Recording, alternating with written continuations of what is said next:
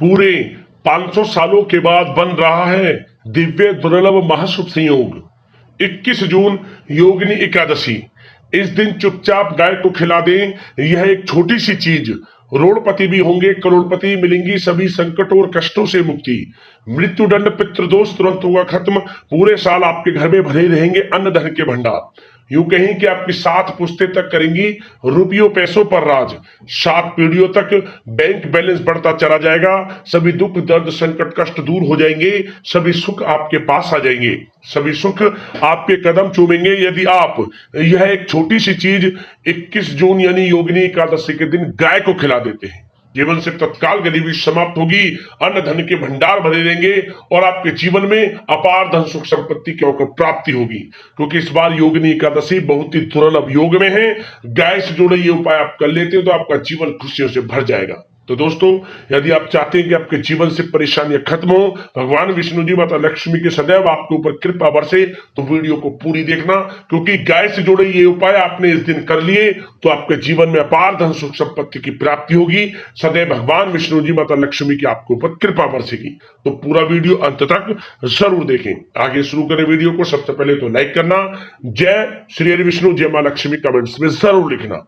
दोस्तों, आपको बता दें, हर वर्ष आषाढ़ मास की कृष्ण पक्ष की एकादशी तिथि को योगिनी एकादशी का व्रत रखा जाता है। इस बार योगिनी एकादशी 21 जून को पड़ रही है। ऐसा माना जाता है कि योगिनी एकादशी के दिन व्रत और पूजा करने से व्यक्ति को 88 ब्राह्मणों को भोजन कराने के समान पुण्य फल की प्राप्ति होती है। बताना चाहेंगे, योगिनी एकादशी के दिन भगवान विष्णु के साथ साथ माता लक्ष्मी का विधि विधान से पूजन करना चाहिए। माना जाता है कि इस व्रत को करने से व्यक्ति के समस्त पाप दूर हो जाते हैं, मिट जाते हैं और व्यक्ति के जीवन में अपार धन सुख संपत्ति की प्राप्ति होती है। क्या करें? योगिनी एकादशी के दिन आप जल्दी उठें, स्नान आदि से निवृत्त होने के बाद स्वच्छ वस्त्र धारण कर आप भगवान विष्णु जी माता लक्ष्मी का विधि विधान पूजा करें। भगवान विष्णु जी माता लक्ष्मी को फल फूल इत्यादि अर्पित करें। श्रद्धा के साथ उनकी आरती करें, पूजन करें, गुड़ चने का प्रसाद चढ़ाएं। इस पूजा से भगवान विष्णु जी माता लक्ष्मी आपके जीवन में सकारात्मक ऊर्जा का प्रवेश करेंगे। वहीं माता लक्ष्मी आपके घर में धन धाल के भंडार भरेंगी।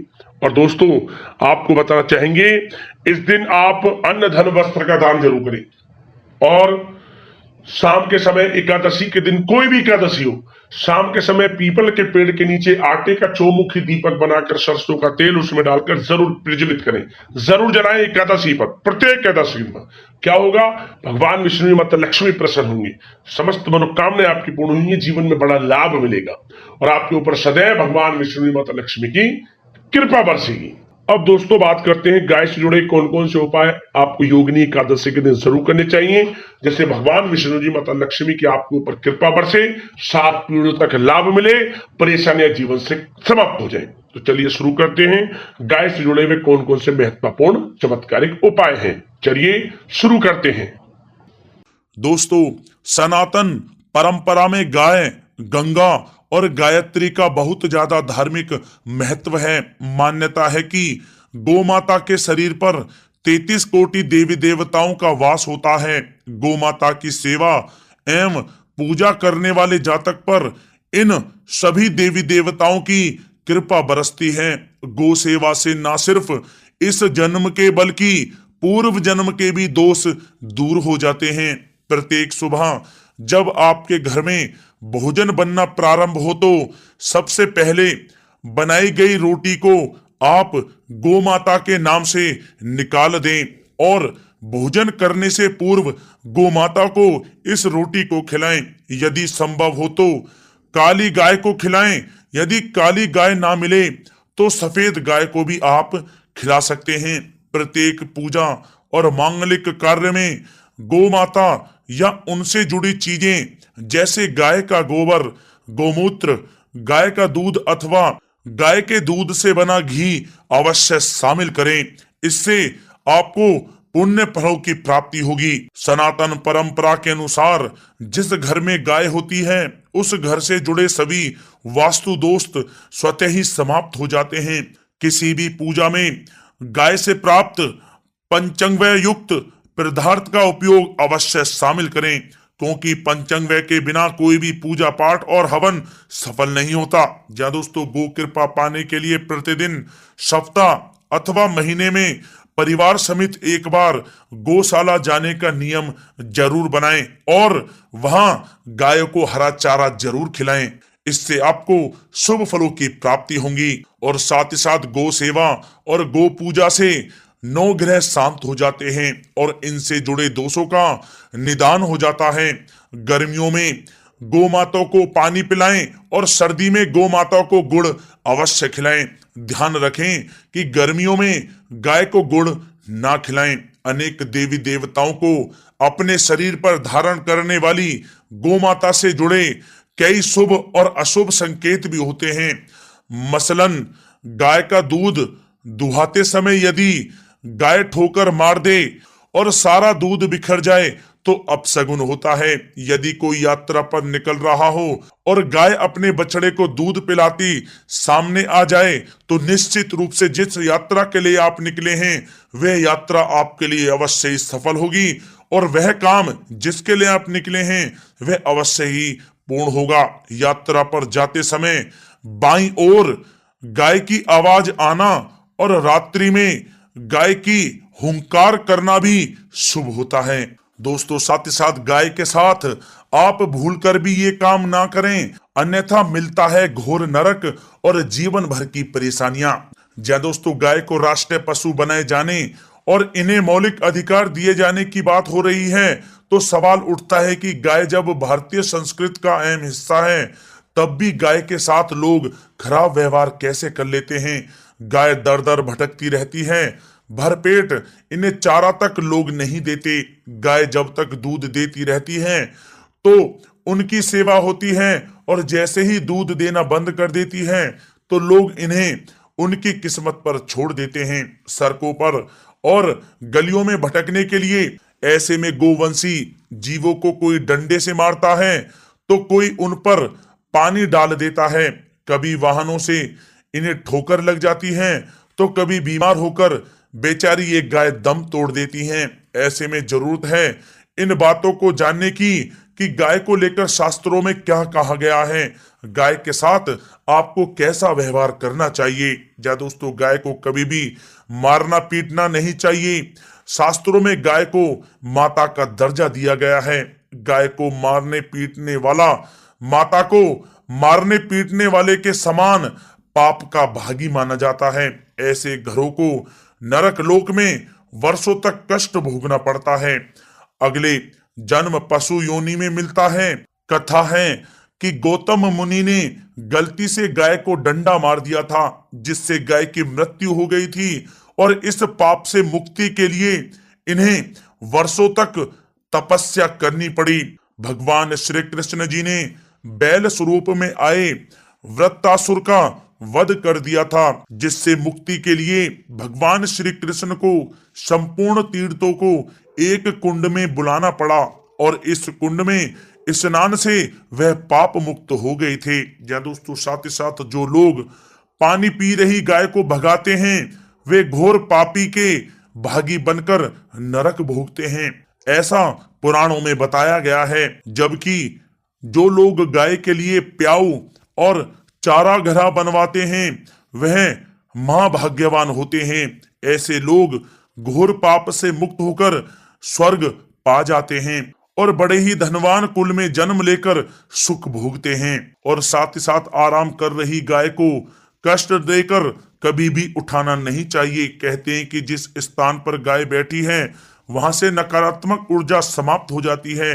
गाय के बैठने की जगह को जो लोग नियमित साफ रखते हैं वे पूर्व जन्म में किए गए जाने अनजाने में पापों से मुक्ति हो जाते हैं और गोलोक में स्थान पाते हैं। गाय को डंडा मारकर उठाना, पानी डालकर उठाने से मनुष्य पाप का भागी बनता है और अगले जन्म में उसे दर दर भटकना पड़ता है। और साथ ही साथ शास्त्रों में बताया गया है कि गाय का दूध उसके बछड़े के लिए होता है। गाय के बछड़े से बचा हुआ दूध ही मनुष्य को लेना चाहिए, लेकिन कुछ लोग एक बार गाय को दूध लेने के बाद फिर से बछड़े के लिए बचा हुआ दूध भी दूह लेते हैं। ऐसा करना घोर पाप कहा जाता है। ऐसे दूध को दुहाने वाला और ग्रहण करने वाला दोनों ही पाप के भागी बन जाते हैं। दोस्तों, साथ ही साथ शास्त्रों में कहा गया है कि गोवंश यानी गाय और बैल के पीठ पर नहीं बैठना चाहिए। इनके पीठ पर बैठने से महापाप लगता है। ऐसे लोगों को नरक की यातना भोगनी पड़ती है। एकमात्र महादेव के अंश के उत्पन्न नंदी ही गोवंशी हैं, जिस पर स्वयं महादेव और महादेवी सवारी करती हैं, क्योंकि नंदी ने स्वयं अपनी इच्छा से महादेव की सवारी बनना स्वीकार किया था। और साथ ही साथ शास्त्रों में गाय के दान को बहुत ही महत्व दिया गया है, लेकिन ऐसी गाय का दान कभी नहीं करना चाहिए जो बूढ़ी और बीमार हो। कठोपनिषद में नचिकेता की कथा भी इस संदर्भ में है कि जिस नचिकेता ने पिता द्वारा बूढ़ी गाय को दान करने पर आपत्ति जताई थी, दूध देने वाली और बछड़े सहित जो लोग गाय का दान करते हैं वह महान पुण्य को प्राप्त करके स्वर्ग में स्थान पाते हैं। दोस्तों, साथ ही साथ सूर्य, चंद्र, मंगल या शुक्र की युति राहु से हो तो पितृ दोष होता है। यह भी मान्यता है कि सूर्य का संबंध पिता से एवं मंगल का संबंध रक्त से होने के कारण सूर्य यदि शनि, राहु या केतु के साथ स्थित हो या दृष्टि संबंधी हो तथा मंगल की युति राहु या केतु से हो तो पितृ दोष होता है। इस दोष से जीवन संघर्ष में बन जाता है। यदि पितृ दोष हो तो गाय को प्रतिदिन या किसी भी एकादशी को या किसी पूर्णिमा के दिन या अमावस्या को रोटी, गुड़, चारा आदि खिलाने से पितृदोष समाप्त हो जाता है। साथ ही साथ देसी गाय की पीठ पर जो ककुद कुबड़ होता है वह बृहस्पति गुरु हैं।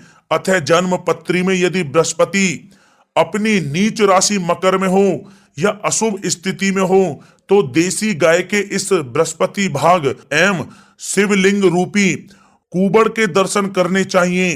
गुड़ तथा चने की दाल रखकर गाय को रोटी भी दें, इससे आपको शुभ फलों की प्राप्ति होगी। और साथ ही साथ यदि आप रास्ते में जा रहे हों और सामने से गौ माता आती हुई दिखाई दें तो गौ माता को आप अपनी दाहिनी ओर से जाने देना चाहिए। आपकी यात्रा अवश्य ही सफल होगी। और साथ ही साथ यह संकेत भी जान लें, यदि आप यात्रा पर जा रहे हैं और सामने आपके गाय पड़ जाए अथवा अपने बछड़े को दूध पिलाती हुई सामने गाय दिखाई दे जाए तो समझ जाना कि वह यात्रा आपके लिए अवश्य ही सफल होगी। और साथ ही साथ जिस घर में गाय होती है उसमें वास्तु दोष स्वतः ही समाप्त हो जाता है। और साथ ही साथ आपको बता दें कि गाय को आप जो भी रोटी बनाएं प्रतिदिन ताजी रोटी ही बनाएं। गाय को अगर आपने रोटी बनाई है तो कोशिश करें कि उस रोटी को आप तुरंत ही गाय को दे दें। अगर आप उस रोटी को रख देंगे और उस रोटी को अगले दिन देंगे तो वह रोटी बासी मानी जाएगी।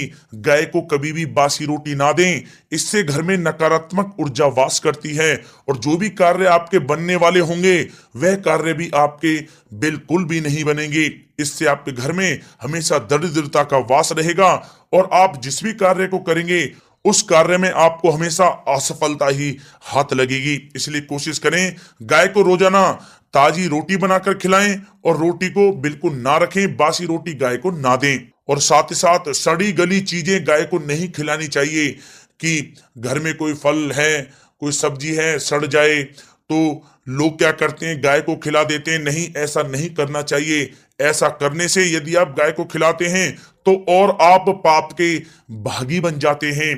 आप बिल्कुल भी सड़ी गली चीजें गाय को ना खिलाएं। और साथ ही साथ आप आटे की 11 लोइयां बनाकर उनके ऊपर हल्दी लगाएं। इसके बाद आप उन 11 लोइयों को एक एक करके गाय को खिलाएं। प्रत्येक लोई को खिलाते समय गाय के सींगों पर आप हाथ फेरें, पीठ पर हाथ फेरें, मस्तक पर हाथ फेरें, माता गाय के आप चरणों के स्पर्श करें। जहां दोस्तों ऐसा करने से आपके समस्त कार्य बनने लगेंगे। जो दुख का समय चल रहा है वह भी समाप्त होगा। आपके जीवन में खुशियां खुशियां होंगी।